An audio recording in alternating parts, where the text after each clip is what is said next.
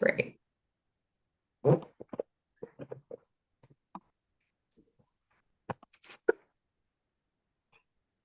Oh, but I lost the YouTube.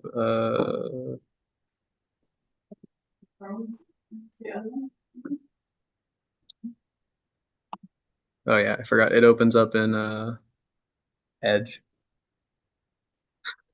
Right.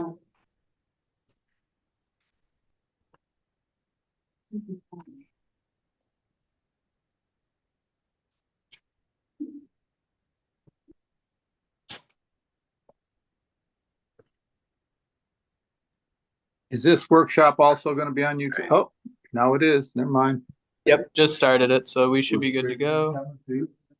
Oh, Kristen's on the phone. I just moved her over here.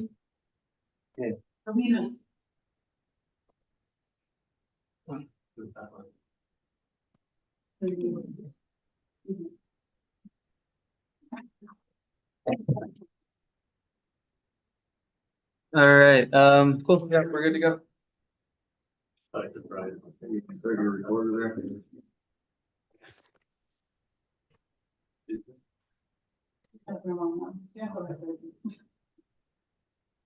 On that 30 or 2? Mom. Okay. Ready? Good to go. Call the city council work session of October 2nd, 2024 to order at 5:30 p.m. Roll call, please. Mayor Allison here. Tom Bailey. Here. Kathy Sherman is absent. Casey Kinsman. Here. Wendy Rainey is absent. Dave Zastro. Here. Christian Carpenter. Here. And Ken Jones is absent, but we do have one. Your work session topic tonight is Title 5 rewrite. I think Holly or Jennifer, somebody's on the phone anyway. Sam, you want? Yeah, I'll give Holly a little introduction. So this started along with Helen to clear up this title. It's a lot to clear up. There's a lot of sales tax. Thank you, Holly. And we're gonna go over some of the really, what we considered and what was discussed a lot in that very first meeting, maybe almost a year ago now. Yeah, and some of the big points from that meeting. So Holly's gonna run through a PowerPoint. Tom and Kristen, did you guys get your worksheets that look like these? Yes. You have the attachments that Susan sent? Yeah, city sales tax on transportation in the city, and there's 3 of them. Yes. Great. Should be talking, referencing these as well. So I'll let Holly roll with it.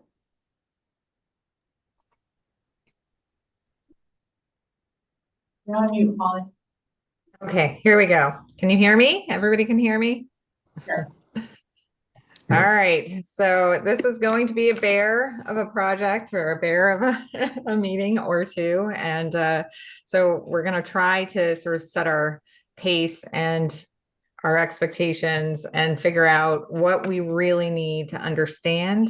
One of the things I would ask is that it is a work session that you just jump in. If there's something and I am talking about an issue, an exemption, a definition, and I've lost you along the way. If we've lost you, then it's likely that we've lost members of the public. So I really want us to, make some sausage. So the work session goals and objectives, the goal is to give the public and council a chance to explore the changes proposed in 21. Oh my goodness, I'm sorry. And yes, in 1221 and 1222. And provide an introduction to the scope of the changes and the reasons for the changes, and then really delve into the big ones. And we're going to talk also about the way the tax is imposed and administered. And we may need to discuss some of the council's policy objectives, and you may see things that deviate from those in this code. And we want to make sure that we are aware of those and have an opportunity to amend the language that we presented. So as you know, we had a preliminary work session back in 2023. After that, legal and the administration prepared a complete Title V rewrite in a single ordinance.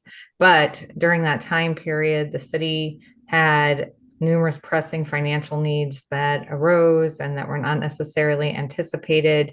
And so the city took a different tact and we started, and I think, this was in part council trying to get some of those challenges addressed and remedied. So the Title V changes were broken out and piecemealed. So as you know, you have an ordinance that delved into that revised property tax.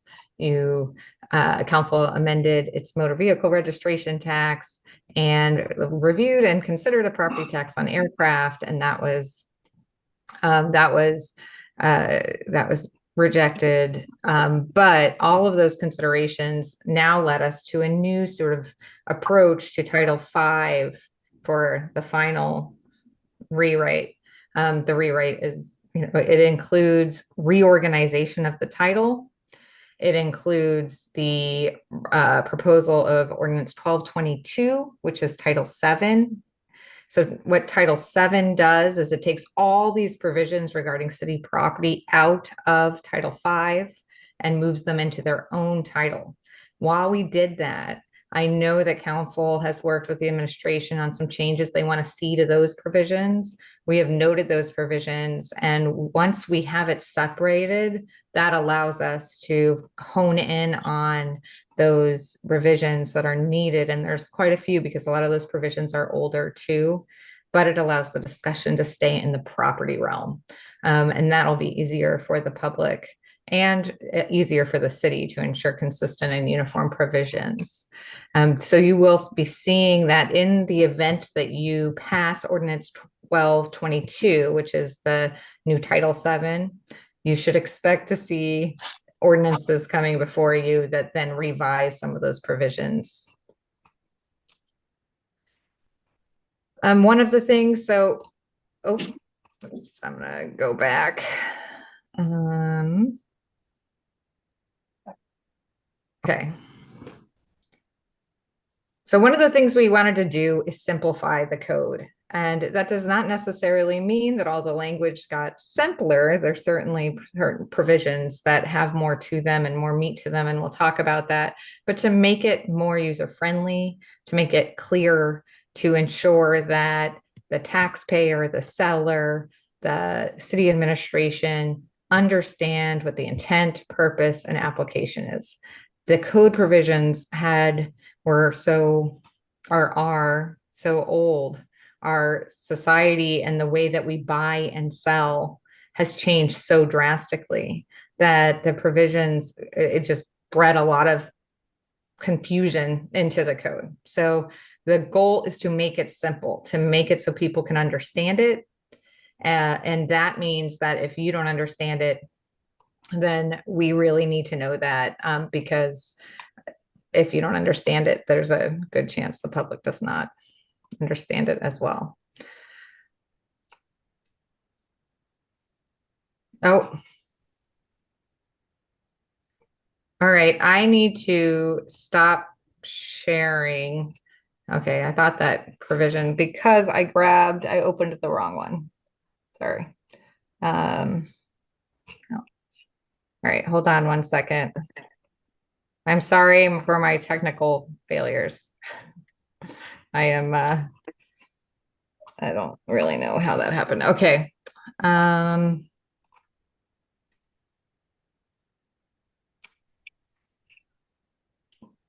Kevin, can you see on the screen? Is it just showing everything? No, you're not sharing right now. Okay, let me.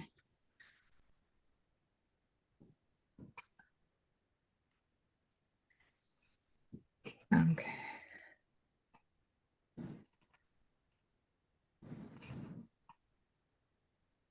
I think it just kicked me off the system. Sorry, on my work system. So I think that's all that.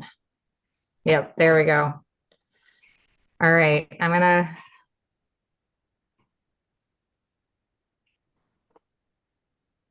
Okay.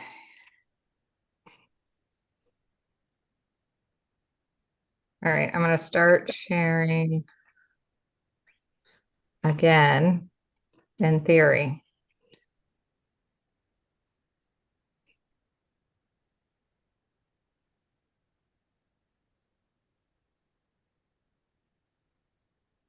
Okay.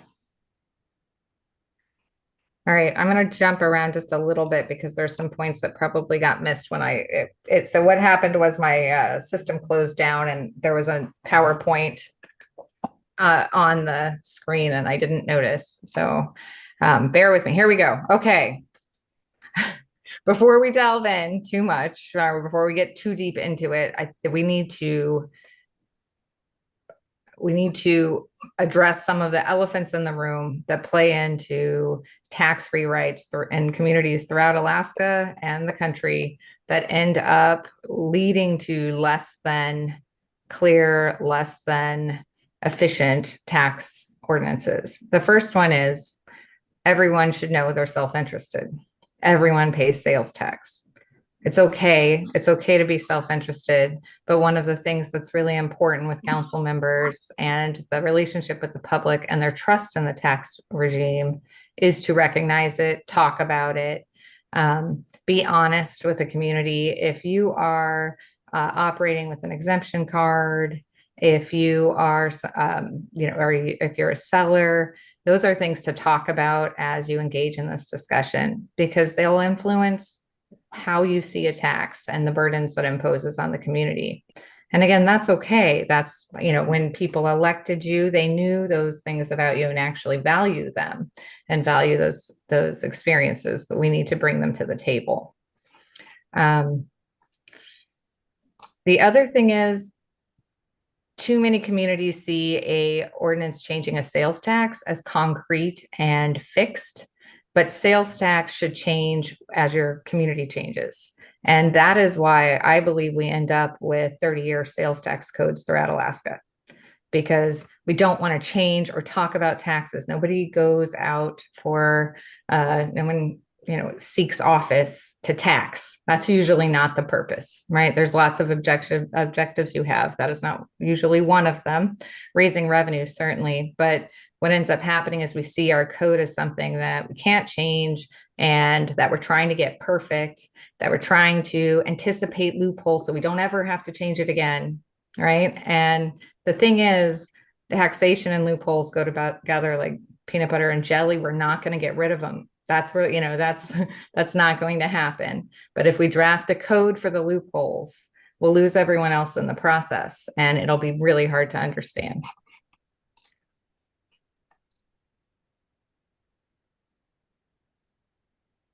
Okay, so I'm going to skip a lot of these, but I want you to have access to them. They talk about the steps you've taken and the changes you've already made to Title V so that you have them in a convenient location. So this presentation will likely be recycled at a later meeting. And so we want to make sure we have those in there and also included in a packet. So one of the things to note, Title V and Ordinance 1221, it involves changes to all the provisions of Title V. But obviously the attention is going to turn to the sales tax changes. But things to note that we added a provision that governs the city's management, acquisition, and disposal of its interest we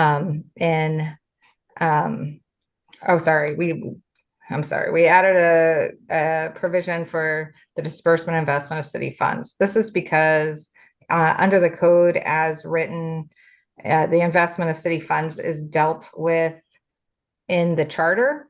And so if you're a member of the community and you go to Title V, you're not going to see any provisions regarding what happens with funds and how they're addressed. And you're not going to have any reference to the charter. Many members of the community miss the charter. It's not the thing that pops up. A lot of them aren't really familiar with charters. So all this really does is reference back to the charter. So that's clear for them.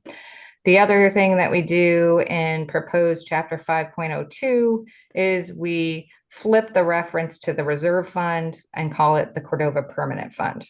By changing that reference, we're still in line with the charter, but the reality is the permanent fund connotes the purpose and intent of the fund much clearer, and people call it the permanent fund. So we want to name it what it actually is known as so people know how to navigate it.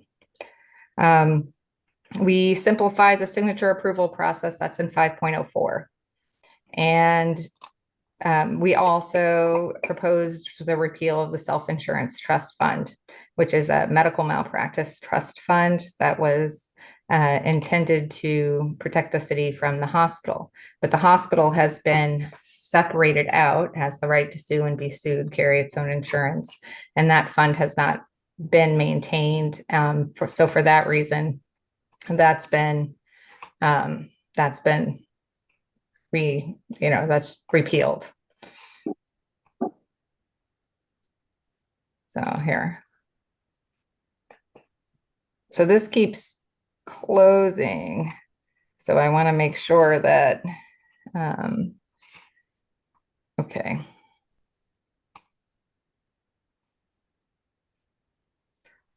So the first thing that you'll probably notice when you delve into the ordinance is there's significant structural changes.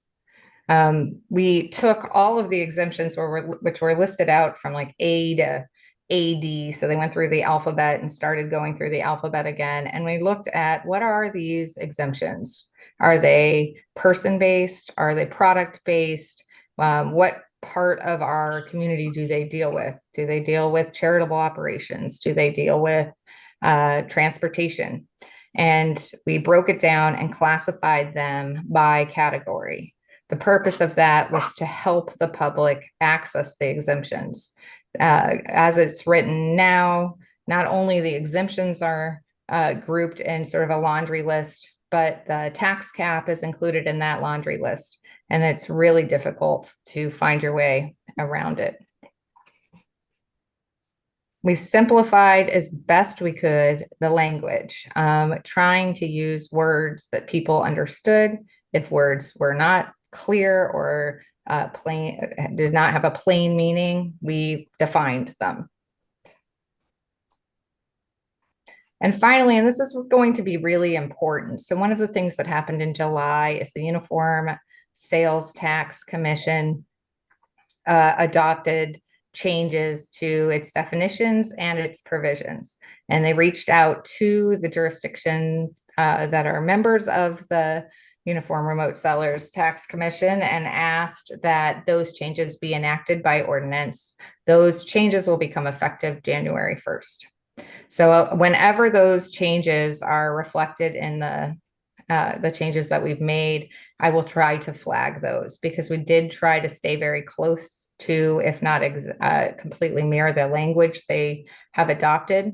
The reason is, so if we deviate, then we will be treating our remote sellers differently than our local sellers. And so mirroring that language is the best practice, at least at this stage. If we find, however, that something that they've enacted does not work in Cordova, then that is something that we can bring to the commission. And if we're going to deviate, we'll do so deliberately.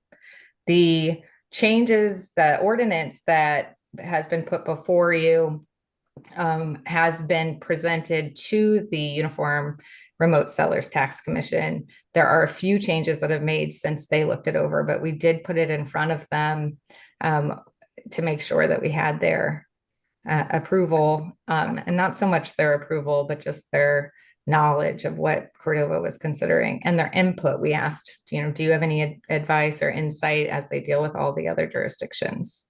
Does anybody have any questions about Cordova's membership in the Uniform Remote Sellers Tax Commission and what that looks like? Yeah, I do. Yes? Okay. It'd be great to get a little definition, explanation of how it's made up and how people are selected. Absolutely. Okay. So the Uniform Remote Sellers Tax Commission came out of in essence, a decision regarding our right to tax remote sellers in Alaska, right? Because we don't have a state tax. So because we don't have a state sales tax, we didn't have this unified taxing authority. So from that decision, they decided you can do this, but you have to have a unified taxing authority, right? You would need to, and so the commission was created, I think through AML. I think that's where, they sort of gathered the jurisdictions, formed the commission. And that was, and an invite, in essence, went out to all of the taxing jurisdictions, all of the communities in Alaska. Cordova weighed whether or not they wanted to be a part of that. It is our only method really to tax remote sellers, and they collect, enforce, and interpret the tax. They use their own code, which we've incorporated into the Cordova's code. So it's a separate and distinct code that really applies just to remote sellers. But they defer and adopt our exemptions, and they apply our code to the extent it it is necessary or makes sense. And I think they apply our code in the rates. Obviously, they don't have authority to create their own tax rates. They apply our code as to the exemptions. One of the things that we need to discuss with them is how they apply our refund application process. Currently, remote sellers apply for a refund through their process. It's a separate and distinct process. So I am not sure. We have not had this come up enough in the past that that's really efficient for Cordova or what that looks like. So that's one question we have for them. Is that helpful? Thank you. And it might, again, as we move through it, there's probably going to be some questions. There, one definition specifically, which is the bundled transaction definition. We took that from the Uniform Remote Sellers Tax Commission. So for moving forward, we know we're not dealing with the Planning Commission. I'm just going to call them the commission. Okay. So if I say that, that's who I'm talking about. If I talk about the Remote Sellers Code, I am talking about the Uniform Remote Sellers Tax Code. So the definitions we took from their updates include the definition of commission, commission rate, delivery network company, digital good, digital service, marketplace, resale and resale of services, and bundled transactions. The most notable definitions that have been added in the proposed ordinance, and we'll discuss them throughout the presentation, is bundled transaction, construction materials and services, recreational flight, and resale. So resale is, again, a commission definition, right? Recreational flight, construction materials and services are definitions that we devise specific to Cordova, and bundled transaction is a definition that mirrors the one enacted by the commission. So I'm guessing that the bundled transaction changes in the code are something that council members are interested in discussing. It's complex and it's different. So I wanted to start there, but I do want to gauge, this is a work session. We don't have a lot of time. So if I'm wrong, if that is not an area that you guys feel we need to delve into, let me know. I'll just pause and see if there's any objection to starting there. No? Okay. The reason why I start with bundled transactions, which maybe seems a little bit out of order, is because there's a tendency to see bundled transactions as something new. We're talking about them for the first time. So there must be this change in how bundled transactions are dealt with, or maybe we're taxing them for the first time, and that's not the case. So what bundled transactions, what we've done with the code, what the commission has done with the remote sellers code is to recognize that this has not been defined, but it has been referred to. And the administration has for years been trying to properly apply the code and the tax provisions to bundled transactions, and not had a way to easily do that, or rather a way that they could do that was really clear to the public, the sellers and the taxpayers. So that is the purpose of the bundled transactions amendments or additions.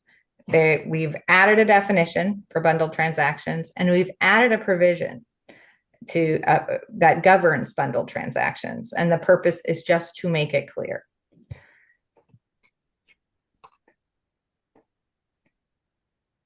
So right now in the city's code, 540.030C, identifying the tax cap, warns that the exemption does not apply to accumulative purchases and billed as a lump sum. What they're trying to say is this does not apply, the tax cap does not apply to bundled transactions. But again, we didn't have the language at that time. So 540.030Y2 under the current code governing resales provides that goods, wares, or merchandise can be purchased only as part of a package purchase of services, such as a bed and breakfast or a fishing or hunting charter, and not by the general public, as separate and individual items are not exempt under this chapter. So again, we're governing bundled transactions, we're taxing bundled transactions, we just aren't really, we didn't have a name for them. So what is a bundled transaction and why do we care? Why do we want to define it, right? Well, let's start with what it is. So a bundled transaction means the retail sale of two or more products, except real property and services to real property, where the products are otherwise distinct and identifiable, and the products are sold for one non-itemized price. And I've emphasized those because those are the big things, right? Are the products otherwise distinct and identifiable? If they don't bleed together as one product, then they are likely distinct and identifiable. And is it one non-itemized price? So this also, for the purposes of the definition, does not include the sale of any products in which the sales price varies or is negotiable based on the selection, right? If it's an a la carte menu of what services and goods you're going to include, and you can add some and take them away, that is not a bundled transaction. The other thing is there's some exceptions. It doesn't include packaging. If you buy a refrigerator and it's wrapped in a bunch of that complex packaging with wood on the sides, it doesn't matter. That's not going to be included as a bundled transaction. A product provided free of charge is also for cost product is also not going to be a bundled transaction. However, one of the definition provided by the Remote Sellers Commission, it does clarify that when you're talking about a product that's free, that means that your product, the price of the main product has not changed. So if you say, well, I'm providing it free of charge, but you're charging $500 more for that product than anybody else or a comparable product, then that may be a basis for an audit. And the definition allows for that, provides for that, closing that loophole, so to speak.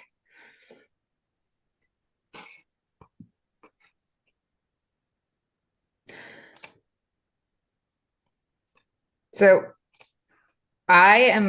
when we look at that definition, I think we all can start thinking thinking through bundled transactions that we want to test against the definition, or maybe you're not doing that, but you could, right? And I think in Alaska communities, we have a lot of these bundled transactions because we have charter services. So we have a lot of ecotourism and tourism industry products that will have a lot of pieces to them that are separate and distinct. We anticipate that in our code now when we talk about expeditions and the flight component of an expedition. So when we're doing that, one of the things that we look at is what's the true object of the transaction? Because if we have a product and then we have a service, or we have two services. Sometimes one service or the product is sort of embedded in the other.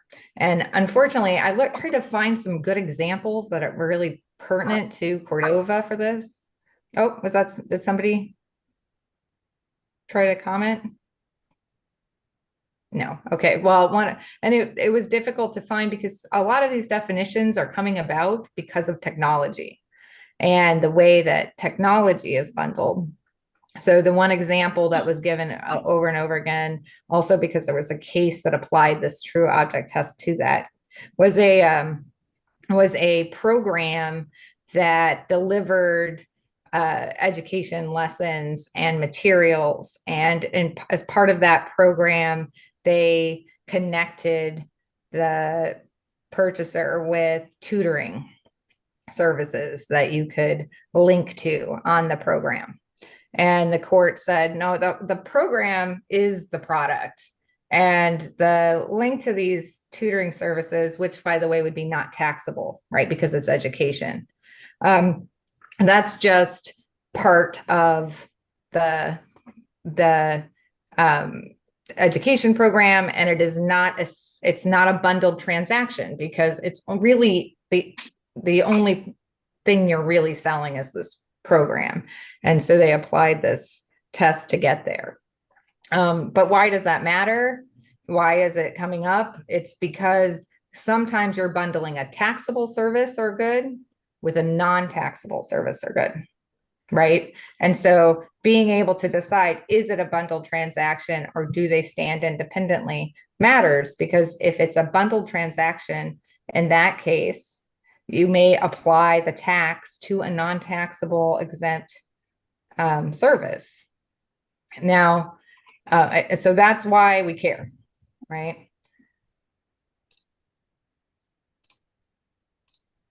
So the provision that we are adopting, and this is the provision straight from the Uniform Seller Tax Code, it basically just says if the sales price of a bundled transaction is attributable to both products or services that are taxable and products and services that are non-taxable, the portion of the sales price attributable to the non-taxable products may be subject to tax. But it's really important to note, it does not say will be subject to tax. All it does is require the seller to, through their ordinary business records, show the cost and the separation, right? So if they have a bundled transaction, they may choose to use one price, for example, for the customer. But when they do that, it's important, to the extent there is any tax saving, or maybe one of the products or services goes above the tax cap, so they would be exempt from taxation for a portion of it. They want to make sure the records show that. So, you have a worksheet on this that sort of walks you through, and we can talk about that later and work through some examples. But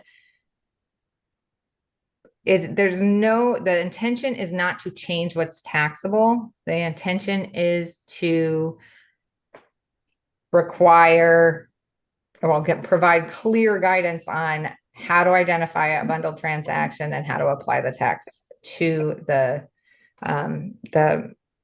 property and or services. So currently under the code, if you had a bundled transaction, currently under the code, that transaction would be separated out into its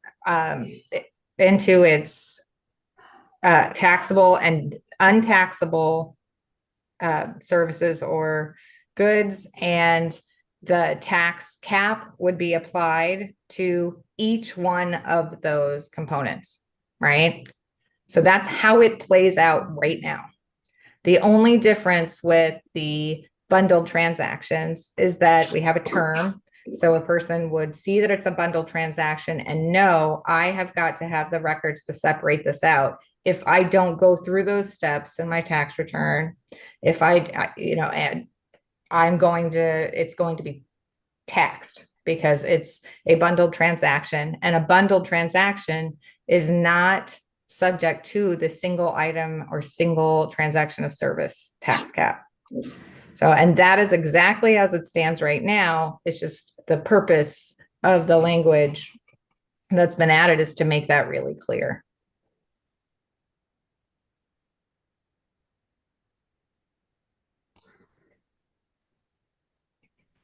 So it's a big concept. I want to check in with you guys. Do you understand the changes in bundled transactions? Do you want to talk about how that plays out? Anybody have any questions or concerns? Mr. Mayor? Yeah, go ahead, Tom. Yeah, you got me lost. So I tell you, frequently when you look up different suppliers, different things, there's always a frequently asked questions page.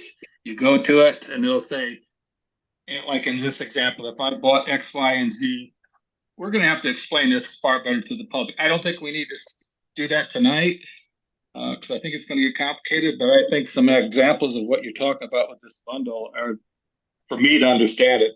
I'm not following it. Thanks. No, that's great. No, that's really great feedback. So one of the worksheets that you have in front of you, and it might be worth just taking a moment to do this together. So one of the worksheets you have is called Understanding Bundled Transactions, right? And so I'm going to run through some of those examples and how it applies. Is that in the packet? Is that in the packet and what page? Oh, those are laydowns. So they're just worksheets, and we can work on how do we make them more helpful for the public too, so we can include So them. you might just, so Tom, they sent it out to me as an email with the link. So I don't know if it got sent to you as an email because you wouldn't have it as a laydown because we're not in the room. Okay. All right, Just- I can I see just what thought you she's might putting be- on. I'm sorry. I can see what she's putting on the screen. So if she's putting it up, I can follow it that way. It's not on the screen. It's not on the screen, yeah. Yeah, it's not on the, It's a Word file that got sent as an email attachment. All right, let me go back to that one. Thanks. well, in here, I can just walk you through. I mean, that's great. Please do look at it and think about ways to make it easier and more helpful. But I'm going to run through some of the examples because if I lost you, I think we just need to step back and make sure. Because I lose myself a little bit on some of these. They're complicated. There's a lot of pieces, and I don't want to not give you enough information. And sometimes that means I give you too much. So here's an example of a bundled transaction. A hotel charges $300 a night and offers courtesy water taxi services to guests, right? Now here's that transaction unbundled. The hotel charges $250 a night, but offers water taxis to guests for $50. We know exactly what the price of the water taxi is. They can choose to add the water taxi on or not, but it's not bundled together. But the hotel offering the water taxi alongside the room and charging $300 for the room, that would be taxed. And so I'm going to just change the numbers to make it meaningful, right? So we have a $5,000 tax cap, right? Let's say, I know it's a little extreme, but let's say a hotel charges, I'm just going to use the number just to make the point, $5,000 a night and offers a courtesy water taxi service to guests. Sorry, we'll say $5,100 a night, right? And then another hotel charges $5,000 a night, and then another $100 for the water taxi or whatever. The bundled transaction, even though it exceeds $5,000, the tax is going to be imposed on the entire transaction, both the water taxi and the hotel charge. On the individual Right. transaction. So yes, the one that charges one price for both the service of the water taxi and the hotel, if it exceeds $5,000, that whole amount is going to get taxed. Because a single item tax or the single item tax or the single item tax cap does not apply to bundled transactions. But so if you're a business owner who has a hotel and water taxi service, and you want to charge, for whatever reason, you really want to charge that complete price. You know, you want to include those services and then charge one price. What you do under the code is, what the code is designed to do is flag that for you. You now know, if I don't break this out for purposes of reporting, then I'm going to be taxed on this, and I cannot apply the tax cap to either of those services. That's because it's a bundled transaction, and it'll be subject. It doesn't qualify for a single item or a single service tax cap. And again, it doesn't qualify under the code now either. But what they would do is they'd file a return, and they charge the tax in the way that they believe, they charge the tax in the way that takes advantage of the tax cap for each of the service. So they charge the tax for the hotel charges, and then separately for the taxi services. And then when they file the tax return, they would prepare to submit the records that demonstrate the distinction between the two and the cost and price of the difference. And those records just need to be the records they keep in the ordinary course of business. So another example, do you guys want to do another example?